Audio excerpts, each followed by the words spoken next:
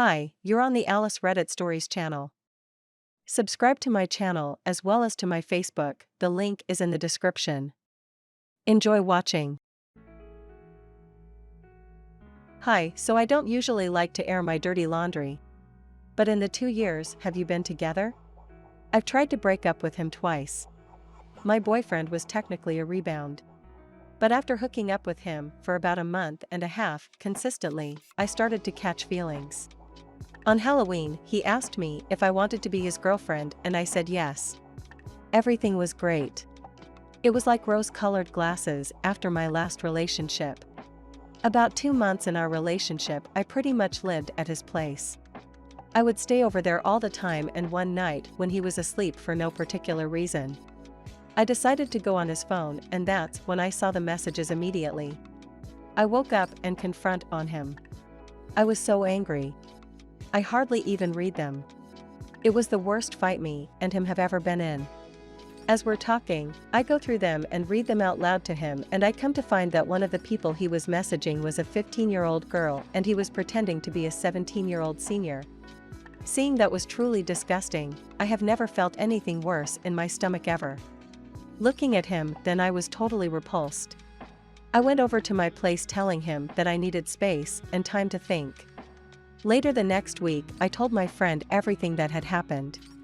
She convinced me that it was time to break up with him and begged me to turn him into the police. I just couldn't do it. I know I sound like a horrible person until this day. I question if I did an unspeakable thing. I know it's grooming and I know it's predatory. I can remember being a young teenager on the internet as well and having very similar things happen to me. And for that reason I broke it with him. It was the worst breakup I had ever had, back and forth and consistently texting me. I could hardly go 10 minutes day or night without him messaging me. Eventually it settled down and he just begged me to stay friends. He started hanging out and eventually we fell back into a relationship. A month later, I found more messages that led to a huge fight and me threatening to leave again, and he promised he would change, and I did see genuine change and I thought everything was better. Not going to lie. There was a lot of apprehensiveness and trauma with the whole situation for almost a year solid. I policed his phone and found her and saw nothing. I know in my bones he didn't do anything. I was so thorough with everything, and after about a year I started to trust him again and stopped policing.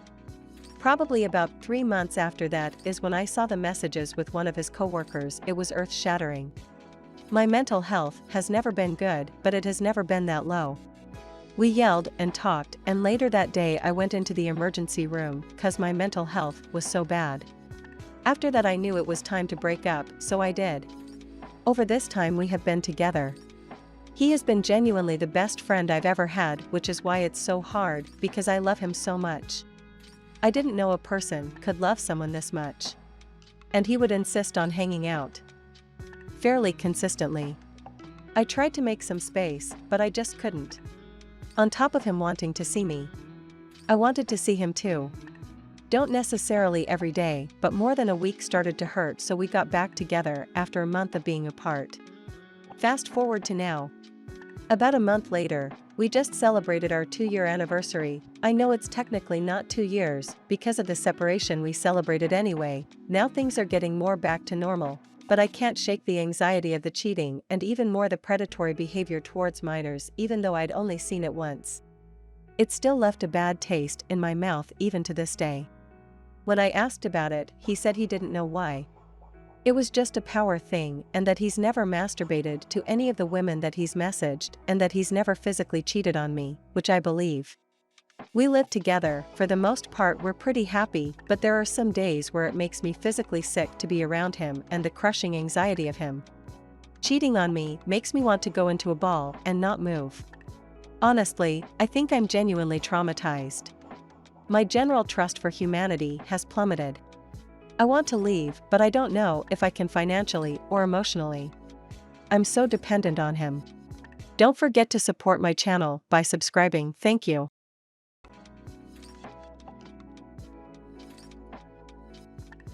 So my boyfriend and I started dating back in July, so like 3 months ago. He is 100% the best guy I know, and I have been trying really hard to make a good impression with him and his family.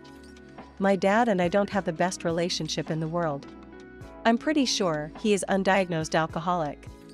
He likes to drink a lot.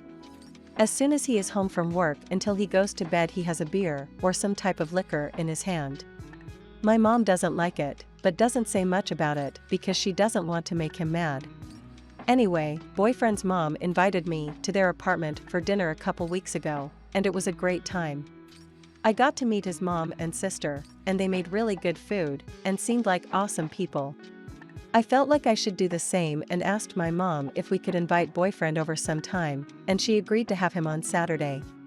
The day before, I talked to my dad and asked him to just please not drink before or during dinner with my boyfriend, because I really wanted my boyfriend to have a good time and like my family. When dad drinks, he tends to get really unpleasant to be around, and I felt like it would ruin dinner. Dad said he wouldn't drink. On Saturday, dad was drinking all day. I reminded him that he said he wouldn't, but he got upset and said he was just having a couple. But when it was time for boyfriend to come over, dad was hammered like he always is at home. He was slurring words and getting pissed off over stupid things, and as soon as boyfriend came in, I told him he didn't have to stay if he didn't want to. Boyfriend stayed and was nice to everyone, but I could tell he was uncomfortable. Dad spent the whole time drinking more, slurring his words and saying things that made no sense. I spent the whole dinner trying to hide that I was crying, but I think everyone could tell. After dinner, I just tried to rush boyfriend out the door as quick as I could before anything else could happen. I apologized over and over to my boyfriend, who said it was fine, but it didn't seem like he really thought it was fine. As soon as boyfriend was gone, dad and I got into probably one of the worst fights we have ever had. I was yelling at dad for getting drunk, he was yelling at me because he said he was fine, and he was upset at me for being upset at him. It was a mess. I haven't talked to dad since Saturday night. Boyfriend seemed okay. I've seen him at school and we hung out yesterday afternoon. I apologized again, but he said he was okay and told me I didn't need to apologize. We haven't talked about that dinner other than that though. I am still really mad at my dad. I asked him for one single night of not getting drunk and he couldn't fucking do it. He can't drink at work, so I know he can make it a few hours without a drink, but he didn't do it when I asked him. If I could move out right now, I would. I don't want to talk to him or see him or have anything to do with him. Dad hasn't tried to talk to me either. He just comes home and drinks like he always fucking does. I don't know what to do. I feel like I was humiliated in front of my boyfriend, who I really just wanted to be impressed. I'm really fucking angry at my dad for getting drunk, and at my mom for just letting him. How do I talk to my mom and dad about what happened? And how can I stop feeling so angry about it? And how can I talk to my boyfriend to make sure I am okay with him? TLDR, I asked my dad to stay sober for one night while he met my boyfriend, but he got super drunk and acted like an ass. I am mad and embarrassed and don't know what to say to anyone.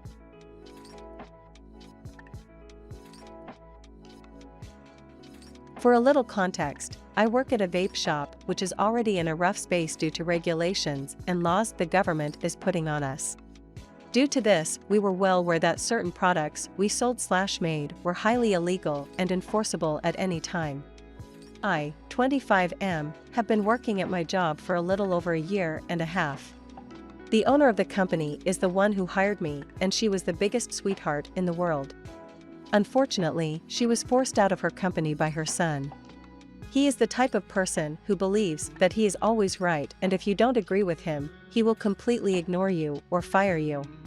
He literally forced his mom into retirement by threatening to live himself and continues to use that card every time she even says she wants to come visit. Last winter, we had a massive snowstorm. Getting to work was rough, but we were told that we had to come anyway. We get there and the snow isn't plowed from the parking lot because he didn't want to pay the guy to do it, so we had to. Due to the lot being absolutely massive, we couldn't get it all done in time for us to help customers. As they came and went, we noticed the snow being patted down into the ground and essentially turning into a slip and slide. Of course he didn't do anything about it and asked me and another coworker to clear all the garbage out of the other side of the building. When I did, I slipped and hurt myself. I didn't file for workers' comp, but told them I'd need to rest myself while at work. The next shift I sat almost the entire shift, and because I couldn't do anything I sat on my phone, only to get up to help customers. The next day my manager tells me he got out of a meeting with the owner's son and I was suspended for a week, 5 shifts. As I'm a college student and rent an apartment and have car payments, I couldn't afford to lose 5 days of pay. Don't forget to support my channel by subscribing, thank you. I marched into his office and laid it out that either he fires me so I can collect unemployment or unsuspend me. He told me neither was happening and that he was gonna use me as an example to the rest of the employees. I was pissed and cursed him out. He doesn't like confrontation, so he shortened my suspension to get me out of the office. He then treated me poorly and singling me out for everything everyone else also does, but I was the only one being punished. Then comes the fact that he wanted to reconcile by forcing me to do handyman work around the place and didn't give me the tools, equipment, or training to do or use any of these objectives. This was the tipping point for me. The revenge, due to being constantly singled out, I came to learn that everyone else was unhappy with this fact. I learned all the dirty little secrets about the company, including illegal products, labor violations, tax violations, etc. I used these secrets that I learned to call multiple government agencies, FDA, OSHA, DOL, and report him by name. First, OSHA came and did an inspection on my day off. He told everyone they only cited him for a small violation and he was good other than that. I was obviously angry at that, but a few weeks later I got a packet in the mail telling me he got cited for everything and he was getting massive fines. I then get called into the office again with the manager who told me I was suspended. He proceeded to tell my manager that he was getting demoted for not writing me up more and that I was no longer getting my raise until I fixed my attitude. This of course was right after he said, "I don't care that you called OSHA."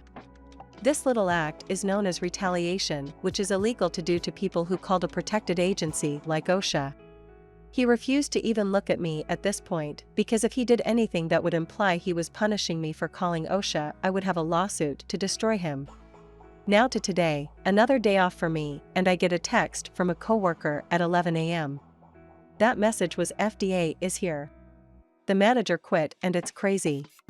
The FDA and IRS came rolling in full force in black trucks/SUVs. They came in and raided the place, seizing all illegal products and all the paperwork pertaining to the business. They're still there as I write this, so hopefully there will be more to come, but knowing how this works out in most cases, I won't have a job much longer and will be on unemployment. TLDR, my boss punished me for hurting myself at work, so I called a bunch of government agencies on him and probably got all of his businesses shut down. Update 1, the ATF also showed up. They confiscated all the house-made juices. We apparently don't have a manufacturing license. None of us knew this, and that means we may no longer be able to sell products. The IRS showed up because there's a possible cause for an investigation into tax evasion. As I learn more, I will continue to update. Update 2. It seems as though through talks with the lawyer the son decided to actually take the heat for all of it and is going to have to pay massive fines and is possibly looking at jail time. He likely won't ever be able to get a manufacturing license for the rest of his life, and they said essentially that he won't be able to open any new businesses. I know he had 2 new locations rented out and in the process of opening, and those are never going to happen now.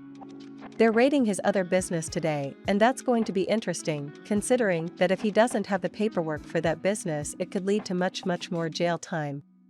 So as of right now, even though my job isn't shutting down yet, his other business is getting raided. He can't open the 2 locations that he's put a shit ton of money and time into, and he's going to be fined all he's worth and possibly go to jail. We'll continue to update. Did you call back OSHA in regards to the whistleblower protection? I did. After that happened, and unfortunately, it wasn't big enough of a retaliation for them to do anything.